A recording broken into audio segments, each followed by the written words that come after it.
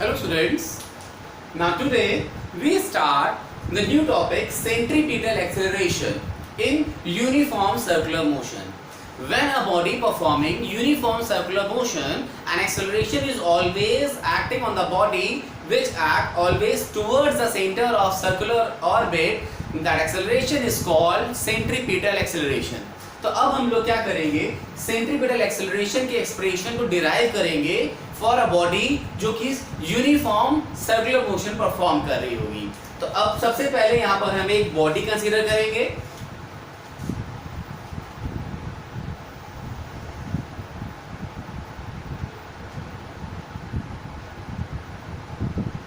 ये मैंने सेंटर ले लिया, ये सर्कुलर ऑर्बिट ले ली और ये एक बॉडी ले ली हमने। अब अगर ये एक बॉडी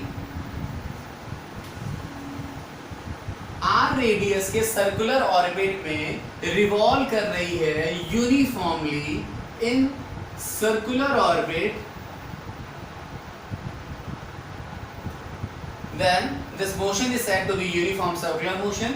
और क्या कहा गया है, अगर ये यूनिफॉर्म सर्कुलर मोशन परफॉर्म कर रही होगी तो टुवर्ड्स द सेंटर एक एक्सेलरेशन एक्ट कर रहा होगा, जिस एक्सेलरेशन को हम लोग यहाँ पे क्या बोलेंगे, centripetal acceleration AC।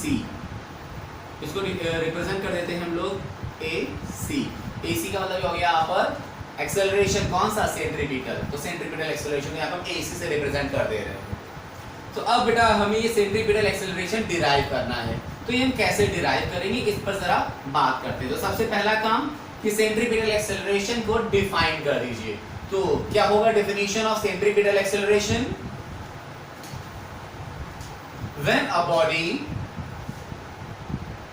when a body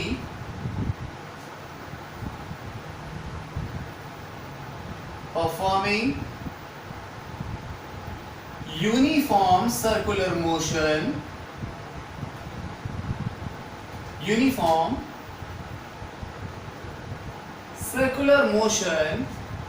then an acceleration is always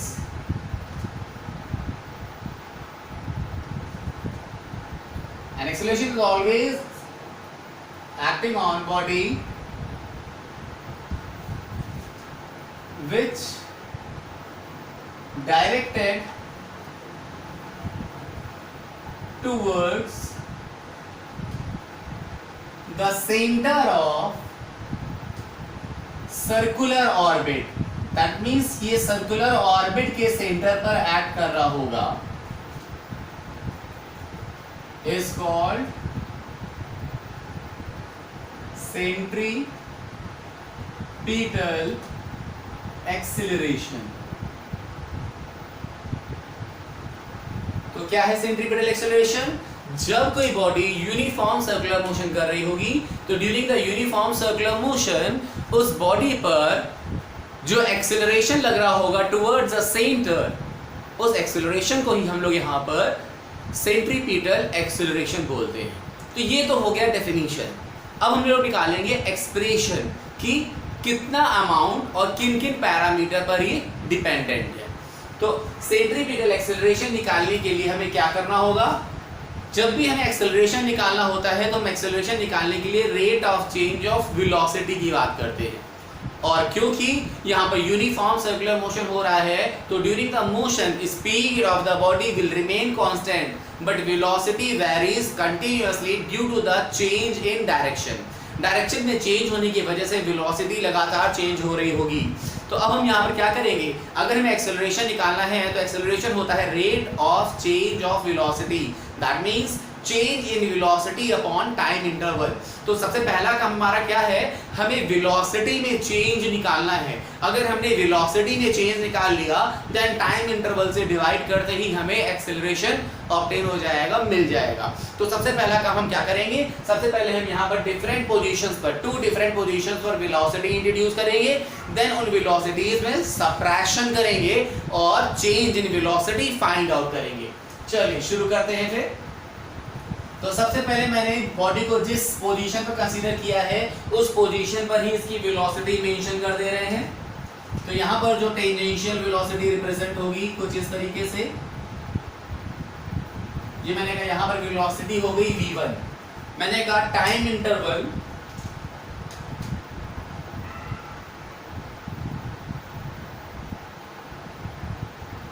यहाँ पर time interval of delta T, कितने टाइम में बेटा, डेल्टा टी टाइम में ये बॉडी यहां पर आ गई, कुछ डेल्टा थीटा का एंगुलर डिस्प्लेसमेंट करते हुए कुछ लीनियर डिस्प्लेसमेंट किया होगा उसने, कितना, डेल्टा एस। ये लीनियर डिस्प्लेसमेंट हो गया from the position A to position B. A से बी तक आते वक्त लीनियर डिस्प्लेसमेंट जो कि यहाँ कर्वेचर में लिया होगा बहुत स्मॉल सेपरेशन के लिए डेल्टा एस होगा, एंगुलर डिस्प्लेसमेंट बहुत स्मॉल लिया होगा डेल्टा थीटा, टाइम इंटरवल लगा डेल्टा टी। देखिए जब ये टाइम डेल्टा टी बहुत छोटा होगा तो ये delta S almost straight treat हो रहा होगा, दैट इज व्हाई इसको हम लोग लीनियर डिस्प्लेसमेंट की तरह इंट्रोड्यूस कर ले रहे हैं। अब अगर ए पोजीशन पर टेंजेंशियल वेलोसिटी v1 इंट्रोड्यूस हो रही है तो बी पोजीशन पर टेंजेंशियल वेलोसिटी यहाँ पर कितनी हो जाएगी, ये मैंने कहा this one is represented by v2, तो ये हो जाएगी v2। बाय डिफॉल्ट आपको और हमको मालूम है कि v1 और v2 इन मैग्नीट्यूड क्या होंगे, इक्वल होंगे, दैट इज स्पीड v, क्योंकि इनकी डायरेक्शन चेंज हो रही है, दैट इज व्हाई इनका नेमिंग चेंज हो रहा है। मैग्नीट्यूड में दोनों ही इक्वल होंगे जो कि स्पीड के बराबर होंगे। अब हमें क्या करना है, हमें यहाँ पे निकालना है एक्सेलरेशन, और एक्सेलरेशन होता है rate of change of velocity, that mean change in velocity upon time interval. तो टाइम इंटरवल तो डेल्टा टी हमें मालूम है, हमें निकालना है change in velocity, that means हमें निकालना है v2 माइनस v1। अब v2 माइनस v1 करने के लिए क्या करेंगे, सिंपली जो कि हमने वेक्टर सबट्रैक्शन में सीखा था कि दो वेक्टर्स का वेक्टर सबट्रैक्शन कैसे करते थे, by the pure subtraction method, कि अगर हमारे पास दो वेक्टर हैं और हमें उनको सबट्रैक्ट करना है तो प्योर सबट्रैक्शन मेथड में हम दोनों ही वेक्टर को को इनिशियल वेक्टर बना देते थे, दैट मींस दोनों ही वेक्टर को एक ही पॉइंट से स्टार्ट करेंगे। तो सबसे पहले हम यहाँ पे v1 और v2 को एक ही पॉइंट से स्टार्ट करते हुए दिखाएंगे, बहुत ध्यान से देखिएगा, समझिएगा। हमने यहाँ पर एक ही पॉइंट पर v1 और v2 दोनों ही वेक्टर्स को रिप्रेजेंट कर दिया, कोई इनिशियल वेक्टर बनाते हुए इसको उठाया, पैरेलली यहाँ पर प्लेस कर दिया,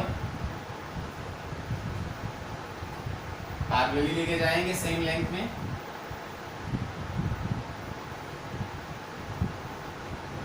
ये बेटा हमारा हो गया v1, और v2 को ही पैरेलली लेके जाएंगे, यहाँ से सीधा इस तरह से लेके जाएंगे।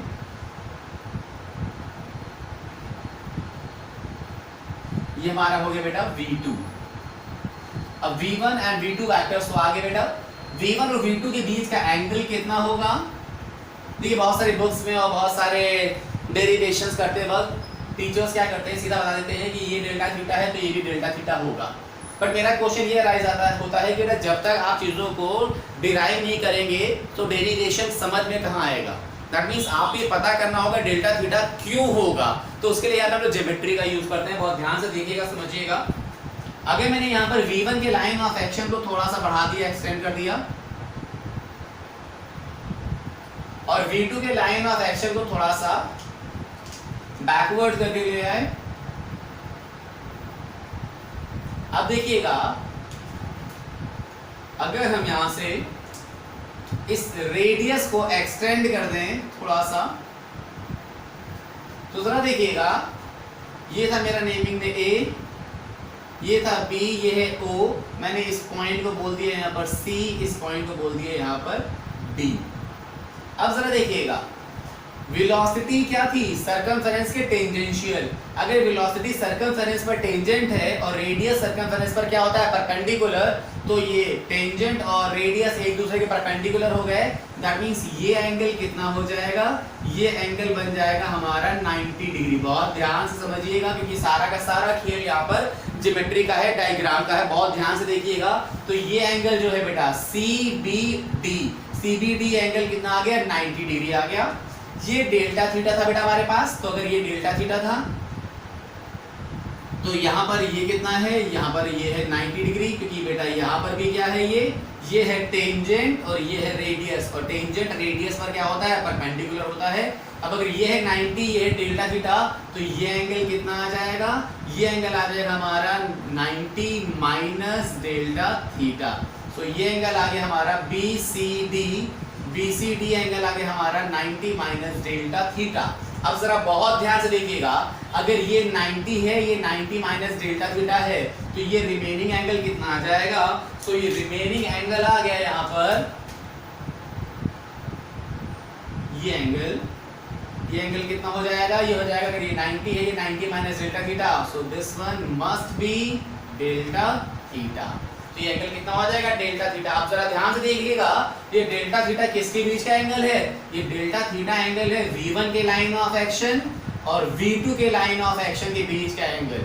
This delta theta is the angle between the line of action of V1 and V2.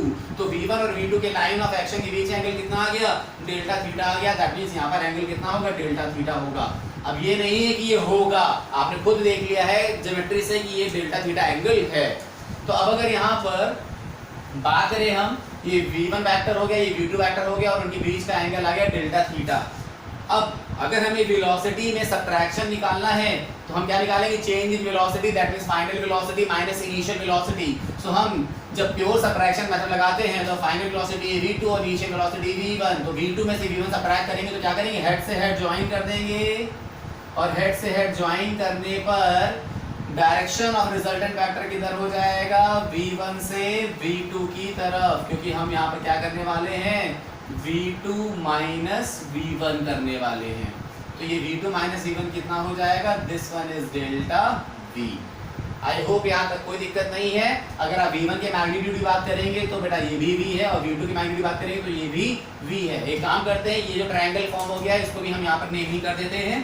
तो यहाँ पे नेमिंग कर दी बेटा हमने इसको PQR। अब जरा देखिएगा, यहाँ पर हमने एक छोटा सा ट्रायंगल कंसीडर कर लिया OAB और यहाँ पर ट्रायंगल कंसीडर किया PQR। जरा देखिएगा OAB और PQR में डेल्टा थीटा एंगल जो है वो दोनों में ही कॉमन है। यहाँ पर भी रेडियस R है और ये भी क्या है R। दैट मींस ये दो साइड्स आपस में इक्वल है, इसकी भी दो साइड्स B एंड B आपस में इक्वल है। दैट मींस ये ट्रायंगल कैसे हो गए, ये triangle by the side angle side ऐसे एस प्रॉपर्टी से सिमिलर ट्रायंगल हो गए। Now in the above diagram कौन से दो triangle, OAB triangle OAB and triangle PQR both are similar triangle. अब अगर ये दोनों ट्रायंगल सिमिलर ट्रायंगल्स हो गए तो इसका मतलब क्या हो गया बेटा, अगर ट्रायंगल सिमिलर हो गए तो इनके रेशियो ऑफ द आर्म्स आपस में जरूर इक्वल होंगे। तो बेटा चलिए रेशियो ऑफ द आर्म्स आपस में इक्वल करेंगे तो क्या हो जाएगा, यहाँ से OA upon PQ। So we can say that OA by PQ must be equal to AB upon QR। अब कुछ नहीं, केवल वैल्यू पुट कर दीजिए। OA कितना है बेटा, यहाँ पर OA है हमारे पास, OA की वैल्यू है बेटा radius that is R upon PQ की वैल्यू क्या है बेटा, हमें तो लेंथ में मैग्नीट्यूड मिलता है। कंफ्यूज होने की बिल्कुल जरूरत नहीं है, यहाँ पे वेक्टर का साइन नहीं पुट करते क्योंकि जब भी हम वेक्टर की लेंथ लेते हैं तो हमने वेक्टर्स की इनिशियल स्टार्टिंग में पढ़ दिया था कि length of vector gives only magnitude, और यहाँ पर वेक्टर की हम लेंथ निकाल रहे हैं और लेंथ हमेशा मैग्नीट्यूड ही देगा। तो ये कितना हो जाएगा बेटा V। AB कितना हो जाएगा बेटा, डेल्टा S। और यहाँ पे QR कितना हो जाएगा, delta V। Now we have delta V, delta S, R and V। तो हमने यहाँ पे क्या किया, डेल्टा V को बेटा एक तरफ लिया है और बाकी क्वांटिटीज एक तरफ भेज दी, तो ये हो जाएगा बेटा कितना, V by R delta S। अब बेटा ये हमने निकाल ली चेंज इन वेलोसिटी, वेलोसिटी में क्या चेंज हुआ ये हमने यहाँ पे निकाल लिया। टाइम इंटरवल कितना था, डेल्टा t। सो एक्सेलरेशन कितना हो जाएगा, सो सेंट्रीपिटल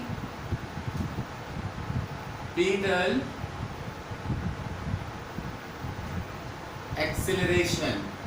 तो सेंट्रीपिटल एक्सेलरेशन किधर हो गया बेटा, ये आ गया हमारा that is A of C। अभी हम डायरेक्शन के साथ इंट्रोड्यूस करने वाले किधर होगा, तो ये तो मैग्नीट्यूड था, डायरेक्शन बेटा वहां से मिल रही है। तो अगर ये v2 इधर जा रहा है, v1 इधर जा रहा है, तो डेल्टा v किधर जा रहा है, इधर जा रहा है। इधर जा रहा है मतलब अगर v1 इधर जा रहा है, v2 इधर जा रहा है, तो इसकी मीन से अगर डायरेक्शन इधर जा रही है डेल्टा v की, तो किधर जा रही है, टुवर्ड्स द सेंटर जा रही है। तो टुवर्ड सेंटर जो एक्सेलरेशन लग रहा है वो क्या है, हमारा सेंट्रीपिटल एक्सेलरेशन। तो ये कितना हो जाएगा, इसी हो जाएगा delta v by delta t। Now delta v by delta t कितना हो जाएगा, इधर सा बेटा हमारा v बाई r, ये हो जाएगा delta s by delta t। और delta s by delta t क्या हो जाएगा बेटा, rate of change of displacement gives velocity. Linear displacement है, gives linear velocity.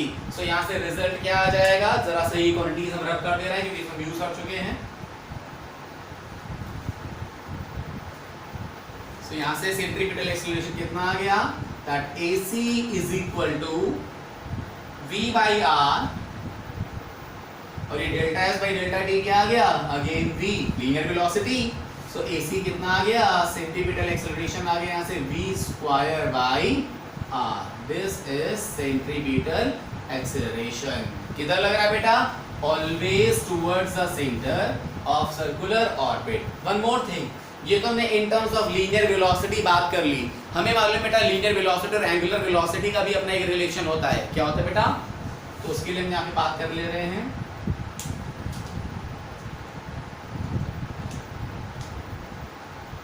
In terms of angular velocity, तो जब एंगुलर वेलोसिटी के टर्म में बात करेंगे देन हमें मालूम है रिलेशन क्या होता है लीनियर वेलोसिटी और एंगुलर वेलोसिटी में, that is v is equal to r omega.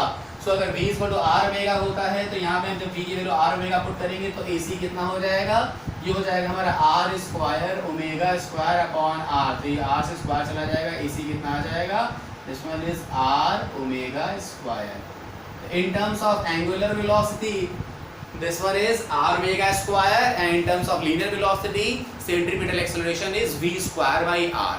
so ये था हमारा centripetal acceleration जो हमेशा towards the center of circular orbit लगता है।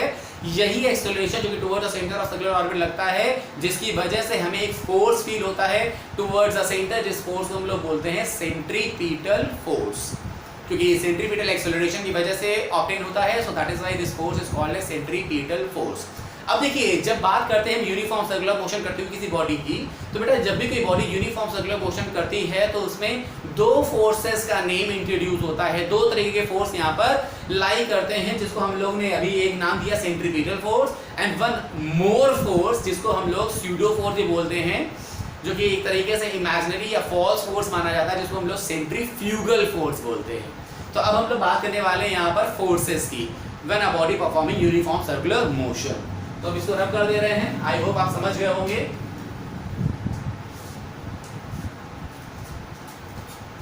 तो जब बात करेंगे हम लोग फोर्सेस की, तो कितने तरीके के फोर्स यहां पर इंट्रोड्यूस होते हैं,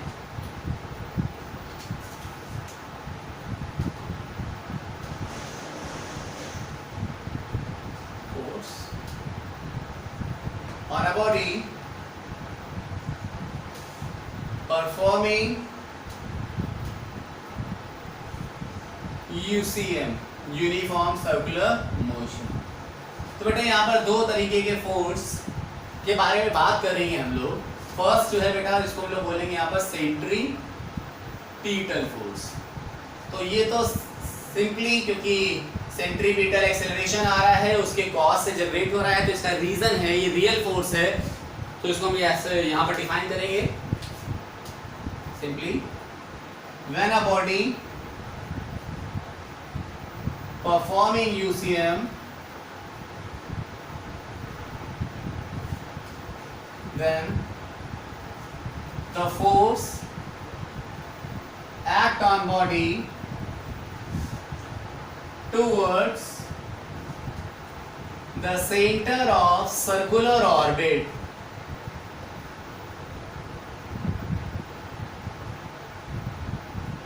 is called centripetal force. Simply centripetal acceleration की वजह से जनरेट होने वाले फोर्स को यहाँ पे सेंट्रीपिटल फोर्स बोलते हैं, और वो भी उधर ही लगे जिधर एक्सेलरेशन लग रहा है, क्योंकि एक्सेलरेशन से ही फोर्स मिलता है, F is equal to ma। तो by the Newton second law of motion में मालूम है क्या होता है, फोर्स होता है F is equal to ma। तो जब बात सेंट्रीपिटल फोर्स की हो रही है तो F इज इक्वल टू हो जाएगा m ऑफ ac। ac मतलब सेंट्रीपिटल एक्सेलरेशन ले रखा है यहाँ पर हमने। तो ये कितना हो जाएगा, सो ये हो जाएगा हमारा F, AC की वैल्यू हमने यहाँ पे पुट कर देंगे, that is v square by r। So centripetal force कितना आ गया, mv स्क्वायर बाई r। या फिर हम जब बात करेंगे in terms of angular velocity, so we can say that F is equal to m, AC की पुट कर देंगे r ओमेगा स्क्वायर। तो ये हो जाएगा F is equal to mr omega square. So these are the two methods through which a centripetal force can be represented. First in the form of linear velocity, that is mv square by r, and second in the form of angular velocity, that is mr omega square, in which m is the mass of the body performing uniform circular motion, r is the radius of circular orbit, and v is the linear velocity, omega is angular velocity. So ये था हमारा centripetal force. Centripetal force को हम यहाँ पर real force ही बोलते हैं क्योंकि इसके एक्ट होने का, इसके लगने का एक रीजन है, क्योंकि सेंट्रीपिटल एक्सेलरेशन लग रहा है towards the centre, so that is why यहाँ पर सेंट्रीपिटल फोर्स का एक रीजन है कि वो भी टुवर्ड्स द सेंटर लग रहा है। मगर जब बात करते हैं हम सेंट्रीफ्यूगल फोर्स की, तो सेंट्रीफ्यूगल फोर्स को हम लोग यहाँ पर फॉल्स फोर्स या स्यूडो फोर्स भी बोलते हैं। तो पहला क्वेश्चन तो यही अराइज होता है, why centrifugal force is called as pseudo force. Centrifugal force, अगर बात करें सेंट्रीफ्यूगल फोर्स की, तो सेंट्रीफ्यूगल फोर्स क्या हो जाएगा बेटा, पहली चीज क्या है ये, this one is also called as pseudo force or false force, ठीक है। But centrifugal force always appear means ऐसा फील होता है हमें, मतलब ये ऐसा कोई रीजन नहीं है हमारे पास, ऐसा कोई कॉज नहीं है, ऐसा हमें केवल appear होता है, फील होता है, दैट इज व्हाई इसको हम लोग स्यूडो या फिर फॉल्स फोर्स भी बोलते हैं। बट ये फील होता है। फॉर एग्जाम्पल अगर आप किसी ग्राउंड कभी मतलब फील्ड एरियाज में गए, ग्राउंड वगैरह में, तो वहां पर एक मेटल की डिस्क होती है, मेटल की रिंग होती है जिसमें पाइप्स लगे होते हैं जिसमें आप रोटेट करते हो। तो जब आप उसमें रोटेट करते हो तो आपको ऐसा फील होता है कि आप बाहर की तरफ जा रहे हो, मतलब आपको धक्का बाहर की तरफ लग रहा है ड्यूरिंग द रोटेशन। वो जो फील हो रहा है आपको, वो आपको सेंट्रीफ्यूगल फोर्स फील हो रहा है। अनदर एग्जांपल लेते हैं, ये आप घर में कर सकते हैं। अगर आपने एक बॉटल लिया, बॉटल की कैप ओपन कर दी, अलग कर दी, बॉटल के अंदर आपने कुछ अमाउंट ऑफ वाटर फिल कर रखा हुआ है। अब एक काम करें, आप बॉटल को अपर माउथ से पकड़ करके उसको वर्टिकली अपोजिट करके रोटेट कराइए। जब आप इसको वर्टिकली अपोजिट करके रोटेट कराएंगे लाइक दिस, कि अगर आपने फॉर एग्जांपल मैं इसको कंसीडर कर रहा हूँ एज अ बॉटल, तो आपने बॉटल के ऊपर सीधा सा कैप लगी हुई तो जैसे उसको पकड़ लिया, अंदर इसमें वाटर फिल है, तो ऐसे में अगर इसको आप थोड़ा सा स्पीडली इस तरीके से रोटेट कराएंगे, जब आप इस तरह से रोटेट कराएंगे तो आप क्या देखेंगे कि बॉटल जब वर्टिकली अपोजिट हो जाएगी, मतलब इधर से माउथ ओपन होगा, वाटर इसके अंदर होगा, but still during the rotation, during the circular motion, वो वाटर नीचे की तरफ नहीं गिरेगा, वो बॉटल के बॉटम में ही बना रहेगा। स्टिल जब वाटर जस्ट उल्टी हो जाएगी तब भी लिक्विड कहाँ रहेगा, उस बॉटम के साइड ही रहेगा, क्योंकि उस पर फील हो रहा होगा सेंट्रीफ्यूगल फोर्स। क्योंकि सेंट्रीफ्यूगल फोर्स ज्यादातर उन बॉडीज पर फील होता है जो फिक्स्ड नहीं होती हैं, जो सिस्टम में कहीं ना कहीं रखी हैं, एग्जिस्ट कर रही है, मगर बाउंडेड नहीं है, बंधी नहीं है, उनसे फिक्स्ड नहीं है, रिजिड नहीं है। लाइक अगर आप किसी कार में ट्रैवल कर रहे हैं और कार को आपने टर्न किया, तो उस कार के डैशबोर्ड में वो सारे मटेरियल जो कि फिक्स्ड नहीं है, केवल आपने रख दिए हैं, at the time of turning वो जिस डायरेक्शन में आपने टर्न लिया उसके अपोजिट डायरेक्शन में मूव करना स्टार्ट करने लगते हैं। वो क्यों मूव कर रहे हैं? बिकॉज उन्हें सेंट्रीफ्यूगल फोर्स अपीयर हो रहा है, फील हो रहा है। तो ये हो गया सेंट्रीफ्यूगल फोर्स। मैं सेंट्रीफ्यूगल फोर्स को लेकर एक और एग्जांपल आपसे बात करना चाहूँगा। आपने देखा होगा बहुत जगह आपको एक गेम जिसमें बाइकर्स और कार रेसर जो हैं वो एक डेथ वेल करके आती है, जिसको हम लोग यहाँ पे हिंदी में मौत का कुआं भी बोलते हैं, अगर आपने सुना हो कभी। सो जो डेथ वेल होता है उसमें बाइकर्स और कार रेसर्स क्या करते हैं, वर्टिकल वॉल में, मतलब सिलेंड्रिकल शेप की उन्होंने एक वॉल बना रखी होती है, जिसमें वो सिलेंड्रिकल वर्टिकल वॉल पे बाइक या कार ड्राइव करते हैं, राइड करते हैं, और स्टिल वो गिरते नहीं हैं under the effect of gravity. तो क्या वजह होती है उनको उस वॉल में होल्ड करने की, तो उस वॉल में अगर वो होल्ड हो पा रहे हैं, रुक पा रहे हैं, उसमें वो राइड कर पा रहे हैं, ड्राइव कर पा रहे हैं, तो उसका एक मेजर जो कॉज है, वो मेजर जो रोल था, वो था सेंट्रीफ्यूगल फोर्स का। क्योंकि जब वो सर्कुलर ऑर्बिट में, सिलेंड्रिकल वॉल के सर्कुलर ऑर्बिट में जब वो मूव करते हैं, तो वो एक सेंट्रीफ्यूगल फोर्स एक्सर्ट करते हैं उस वॉल पर, away from the centre of circular orbit. ये देखिएगा, ये बहुत जरूरी पॉइंट यहां पर निकल आएगा। क्या बेटा, centrifugal force always appear to act on body opposite to the direction of centripetal force। इसका मतलब क्या हुआ बेटा, इसका मतलब हुआ it always act away from the center of circular orbit। अब इसका क्या बेनिफिट मिला उनको, उन राइडर्स और ड्राइवर्स को क्या बेनिफिट मिला बेटा, जब वो उस सिलेंड्रिकल वॉल में सर्कुलर ऑर्बिट रिवॉल्व कर रहे थे, तो वो एक सेंट्रीफ्यूगल फोर्स एक्सर्ट कर रहे थे ऑन द वॉल, जिसके अगेंस्ट में वॉल उनको रिएक्शनरी फोर्स दे रही थी। और जब ये सेंट्रीफ्यूगल और रिएक्शनरी फोर्स आपस में बैलेंस हो रहे थे, देन वो बाइकर्स और वो जो कार ड्राइवर्स थे, वो with the car and bike उस वॉल पर, वर्टिकल वॉल पर against the gravity circular orbit hold कर पा रहे थे, रिवॉल्व कर पा रहे थे सर्कुलर ऑर्बिट में। अगर ऐसा सेंट्रीफ्यूगल फोर्स उनको नहीं मिल रहा होता, तो रिएक्शनरी फोर्स बैलेंस नहीं कर पाता उन्हें, और वो वर्टिकल वॉल में, सिलेंड्रिकल वर्टिकल वॉल में सर्कुलर ऑर्बिट में होल्ड नहीं हो सकते थे, और वो under the effect of gravity गिर जाते। तो बात समझ में आई। तो सेंट्रीफ्यूगल फोर्स हमें अपीयर होता है, सो दैट इज व्हाई हमें उसको भी यहाँ पे कंसीडर करना पड़ता है। अब बात आती है सेंट्रीफ्यूगल फोर्स कितना एक्ट करता है, तो हमेशा याद रखिएगा centrifugal force in magnitude always equal होता है सेंट्रीपिटल के। So we can say that centrifugal force